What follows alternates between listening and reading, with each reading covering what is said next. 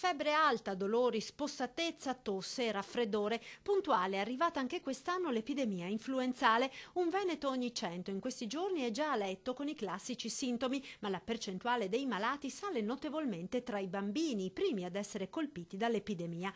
In provincia di Treviso al momento si registrano circa 5.000 nuovi casi la settimana. L'apice si dovrebbe raggiungere fra 2 o 3 settimane, con circa 10.000 casi la settimana nella nostra provincia.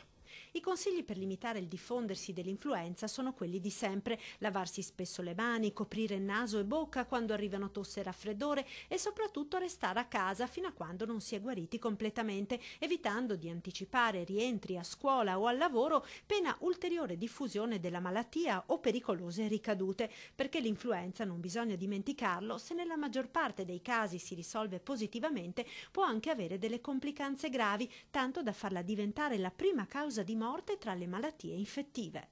Non sottovalutarla, perché non è un raffreddore, l'influenza è una malattia importante, particolarmente nelle persone che hanno delle malattie di fondo, malattie cardiovascolari, diabete, malattie broncopolmonari, in cui l'influenza può essere invece una malattia poi particolarmente significativa e può dare anche complicanze importanti. E quest'anno a preoccupare, pur essendo l'epidemia in linea con quelle precedenti, è la diminuzione del numero di persone che si sono vaccinate.